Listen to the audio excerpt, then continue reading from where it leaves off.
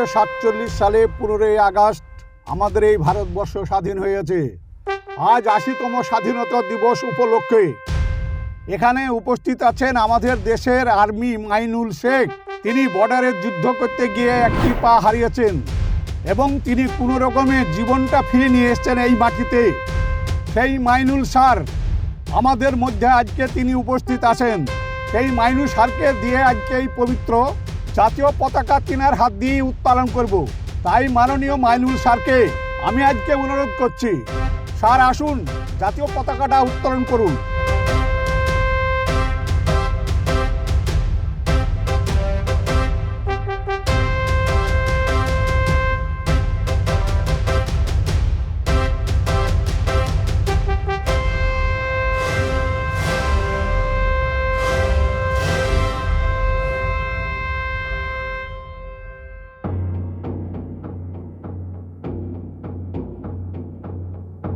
জয় হিন্দ, জয় Hind.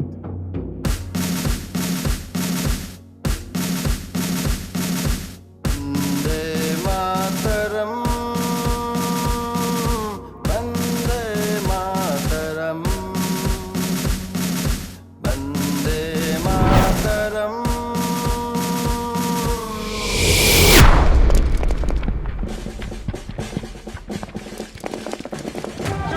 Sir আমি আর পারছি না স্যার।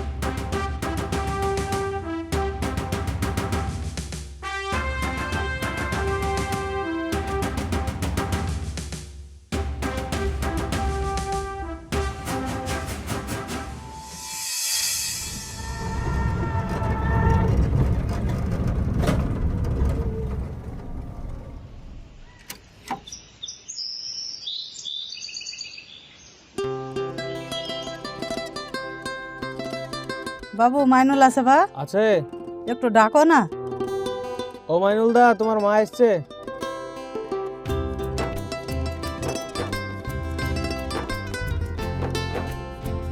ভালো আছো তো? হ্যাঁ ভালো আছো। তুমি এখানে হঠাৎ? আমি ওদেরকে এখানে ভাড়া মারতে এসেছিলাম, ভাবলাম যে একটু ছেলেটার সাথে দেখা করেই যাই। তো ভালো আছো? হ্যাঁ ভালো আছি। বাপ ট্যালেন্ট কেমন চলছে এখন? এই দেখো গিয়েছিলাম সকালবেলায়, সব ট্রেনিং করে এখনই ফিরলাম। ভালো, তাহলে এক কাজ করো, তুমি ফিসটা দিয়ে দিও। আমি তো একদিন পর বাড়ি যেতাম, তখন দিয়ে দিতাম তুমি। ঘন ঘন বাড়ি গেলে হবে? এখানে ট্রেনিংটা ভালোভাবে শেখো, ঠিক মতন খাওয়া দাওয়া করো তাহলে। ঠিক আছে।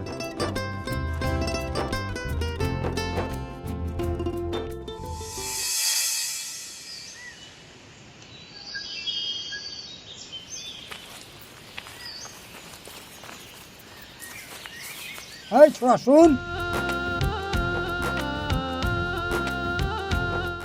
বলো দাদা। খাইয়ে দিয়ে কাজ থাকে না, মাঠে মাঠে বাল ধরে বেড়ায়।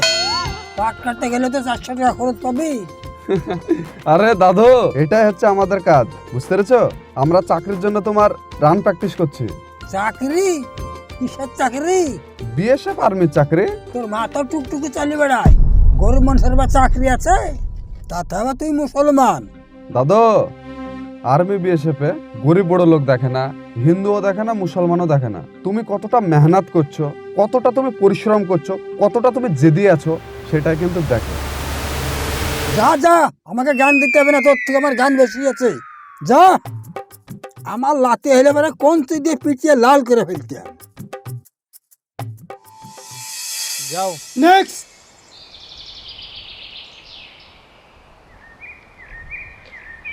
ঠিক আছে স্যার। ওকে, বুকের ছাতিটা মাপো।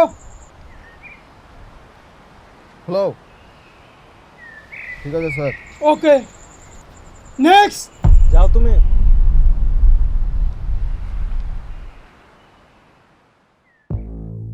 ঠিক আছে স্যার। Very good. বুকের ছাতিটা মাপো। হ্যালো, কম আছে স্যার? তোমাকে রিচেক করা হচ্ছে, তুমি বাইরে যাও। স্যার আমি অনেক কষ্ট করে গ্রাম থেকে স্যার আমি এখানে এসেছি। স্যার আমাকে একটা সুযোগ দেন, আমি নিজেকে 1 মাসের মধ্যে ফিটনেস করে নেব। কোনো রকম আনফিটকে সিলেক্ট করা হয় না। তুমি এক কাজ করো, বাড়ি যাও, আবার ট্রেনিং শুরু করো। মাঠে 1 ঘন্টা সময় দাও, জিমেও সময় দাও, তারপর ভালো ভালো জিনিস খাও। বডি ফিট হলে পরবর্তীতে আবার সুযোগ নিবে। এখন তুমি যাও। এইভাবে যদি চলে যায় স্যার তাহলে আমার 1 বছর পুরো নষ্ট হয়ে যাবে স্যার। আমি আপনার স্যার পায়ে ধরছি স্যার, আমাকে আর একটা সুযোগ দেন, আমি 1 মাসের মধ্যে নিজেকে ফিট করে নেব। ওঠো ওঠো ওঠো, এখান থেকে বের স্যার করো। স্যার আমি আপনার পায়ে ধরছি যাও স্যার। এখন, আমার আরে একটা নিয়ে যাও কথা বলুন, ওকে। স্যার আমার 1 বছর পুরো লস হয়ে যাবে স্যার।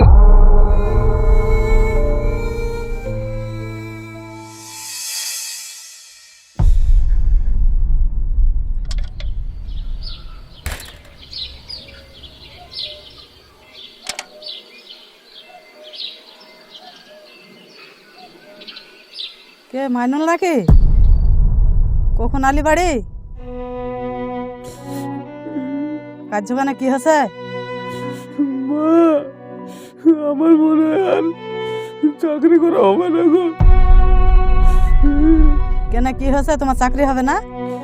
আজ মা দৌড়ে পারছিলাম, তোমার হাইটে ঠিক ছিলাম, কিন্তু সামান্য একটু বুকের চাতে দেওয়ালো না বলে বাদ দিয়ে দিল। জানো ওর লেগে কাজলে হবে, এখনো তো সামনে সময় আছে। আর কত দিব মা? 2 বছর ধরে তো দিয়ে যাচ্ছি, কিছুতেই কিছু হয়েছে না। সামনে তো দিন আছে, আবার ফের ট্যালেন্ট দিবে। যত টাকা লাগে আমি দেব। আমি খাটছি কার লেগে, আমার আশীর্বাদ সকল সময় তোমার মাথায় আছে। চলো খেয়ে লাও গা, মন খারাপ করে এখন কোনো লাভ নাই। চলো।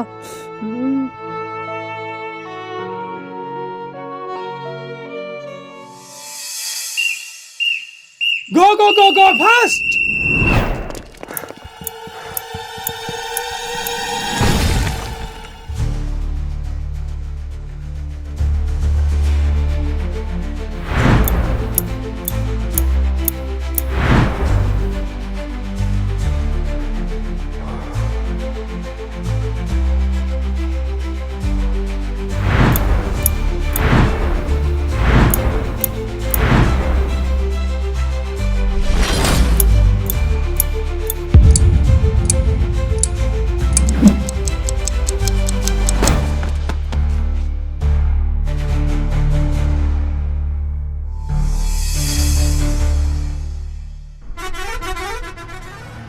বুলবুল ভাই কেমন আছেন? এই তো ভালোই আছি। অনেকদিন ধরে আপনার বাড়িতে যাচ্ছি, খোঁজাখুঁজি করছি, আপনাকে পাচ্ছি না। কোথায় থাকেন এখন? আমাকে খোঁজাখুঁজি করছেন কিসের জন্য? আমি আপনার ওই ডিফেন্সের জন্য প্রস্তুতি নিচ্ছি। কিছুদিন আগে মাঠ ক্লিয়ার করলাম, তো আমি শুনেছি আপনার মামা নাকি বড় অফিসার পদে হাই র্যাঙ্কে আছে। তো আপনি যদি আপনার মামাকে বলে আমার চাকরির ব্যবস্থাটা করে দিতে পারতেন। আরে শালা, এ তো মেঘনা চাইতে জল। ওর হাইট ফিগার দেখে মনে হচ্ছে তো এমনি চাকরি পেয়ে যাবে। এই সুযোগ হাতছাড়া করা যাবে না। একে ভুলভাল বুঝিয়ে একটা মোটা টাকা ইনকাম করার সুযোগ। ও হ্যাঁ, আরে আমার মামার সাথে আমার 1 গলা পিরি। ও যখন চাকরি থেকে বাড়িতে ফিরে না, আমরা 1 থালে বসে খাই। আমি যে কথা বলি সেই কথাই শোনে। তোমার চাকরি আমি যদি একবার বলে দিই কনফার্ম গ্যারান্টি। কিন্তু তোমার নামটা কি জানো ভাই? মাইনুল শেখ। এই তো নামের শেষে শেখ। এই নামে তো এমনি চাকরিতে প্যানেলে নামই আসবে না, চাকরি তো দূরের কথা। কিন্তু মামাকে যদি আমি বলে দিই না, তোমার চাকরির গ্যারান্টি হবেই। কিন্তু বুঝতেই পারছো যুগ জামানার যা সময়, এমনি কি আর চাকরি হয়? টাকা পয়সা লাগবে, দিতে পারো তো বলো, তাহলে আমি বলে করে দেবো। তাও কত টাকা লাগবে? বেশি না, তুমি এখন আমাকে 1 লাখ টাকা মতন দিবা। তুমি যখন তোমার জয়েনিং লেটার হাতে পাবা তখন কিন্তু 2.5 লাখ টাকা লাগবে। তার আগে কিন্তু আমি 1 টাকাও নেবো না। শোনেন বুলবুল ভাই, যদি চাকরি পেয়ে যায় তাহলে টাকা দিতে আমার কোনো অসুবিধা নাই। আরে ভাই, চাকরিটা হবে বলেই তো টাকাটা চাইছি। তুমি এক কাজ করবা, বিকালের পর আমি বাড়িতে থাকি, তোমার নাম্বারটা দাও, আমি ফোন করে ডেকে নেবো। 88205625। ঠিক আছে, তোমার এই নাম্বার আমি কল করে ডেকে নেবো, তুমি পৌঁছে যাবা টাকা দিয়ে। ঠিক আছে। ঠিক আছে তাহলে।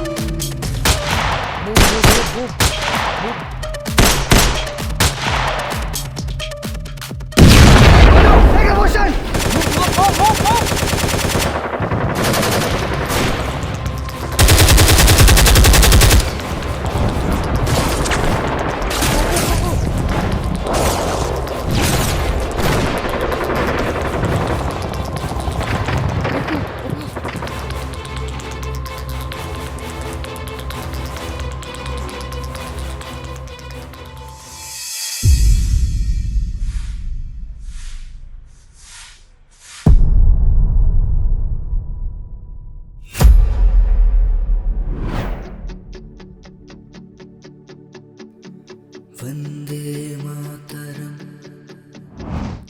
वन्दे मातरम् वन्दे কেমন আছো বাপ? হ্যাঁ মা, তুমি?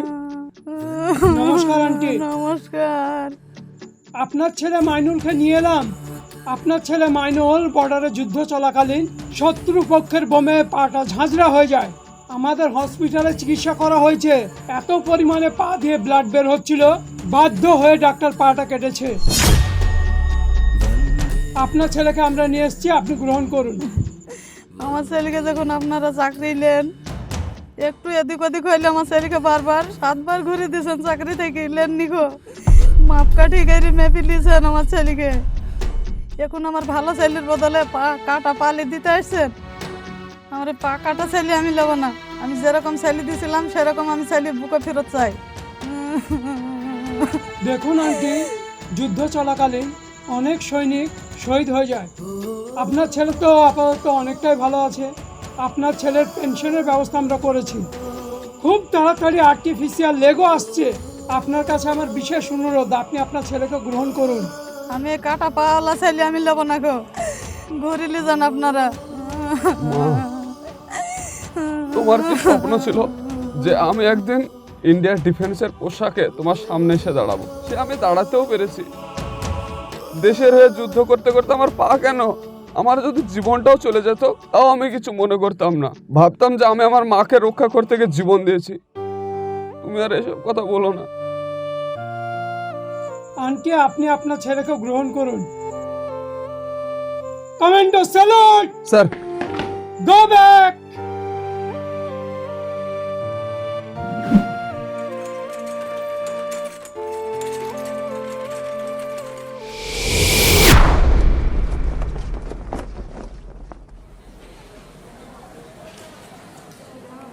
আজকে এখানে অনেক ছোট ছোট বাচ্চারা আছো।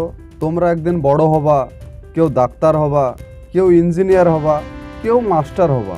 সবার কিন্তু একটা আলাদা আলাদা স্বপ্ন আছে। একদিন তোমরা আমাদের দেশের নাম উজ্জ্বল করবা। তোমাদের কার কার ইচ্ছা, কে কি হতে চাও? তুমি পুলিশ হবা? Very good. কাকু, আমার একটা প্রশ্ন আছে। বলো। আমি আব্বুর মুখে শুনেছি যে আর্মিরা বলে রাত্রেবেলা ঠিকভাবে ঘুমাতে পারে না, বনে জঙ্গলে থাকে। তা আপনি আর্মি না হয়ে ডাক্তার ইঞ্জিনিয়ার তো হতে পারতেন। Good, very good. তুমি ঠিক কথাই বলেছো যে আমি আর্মিতে কেন গেলাম। আমাদের গ্রামের রমেশ চাচাকে চেনো? হ্যাঁ চিনি তো, রাত্রে রাত্রে রাস্তায় চিল্লে বেড়ায়। কেন চিল্লায় জিজ্ঞাসা করে দেখেছো? ওই রমেশ চাচা চিল্লায় বলে তোমার বাড়িতে চোর আসে না, তুমি শান্তিতে একটু ঘুমাতে পাও। ওই রমেশ চাচা হচ্ছে আমরা। রমেশ চাচা গ্রামটাকে পাহারা দেয়, আর আমরা দেশের ভেতরের মধ্যে পুরো ইন্ডিয়াটাকে পাহারা দেই, যেন দেশের মধ্যে যেন কোনো খারাপ লোক না ঢুকে পড়ে। তোমরা যেন ভালোভাবে স্কুলে যেতে পারো, পড়াশোনা ভালোভাবে করতে পারো। ওর জন্যই কিন্তু আমরা দেশকে রক্ষা করি। বোঝা গেছে? তাহলে কাকু আমি বড় হয়ে আর্মি হব। Very good. আজকে 15ই আগস্ট 1947 সালে 15ই আগস্ট আজকের দিনটি আমাদের দেশ ইংরেজদের হাত থেকে স্বাধীন পায়। এই স্বাধীনতা অর্জন করতে গিয়ে আমাদের বীর শহীদ নেতাজি সুভাষচন্দ্র বসু, ক্ষুদিরাম বসু, মহাত্মা গান্ধী, বিনয় বাদল আরও অনেকে দেশের জন্য প্রাণ দিয়েছেন। সকল বন্ধুদের আমার টিমের পক্ষ থেকে হ্যাপি ইন্ডিপেন্ডেন্স ডে এবং সকল বীর শহীদ জওয়ানদের স্যালুট জানাই এবং নতুন যারা ডিফেন্সের জন্য প্রস্তুতি নিচ্ছ তাদের আন্তরিক শুভেচ্ছা এবং অভিনন্দন জানাই। এবং ভিডিওটি কেমন হয়েছে আপনারা সকলে অবশ্যই কমেন্ট করে জানাবেন। সো ভালো থাকবেন, সুস্থ থাকবেন, দেখা হচ্ছে আপনাদের সঙ্গে আবার নেক্সট ভিডিওতে।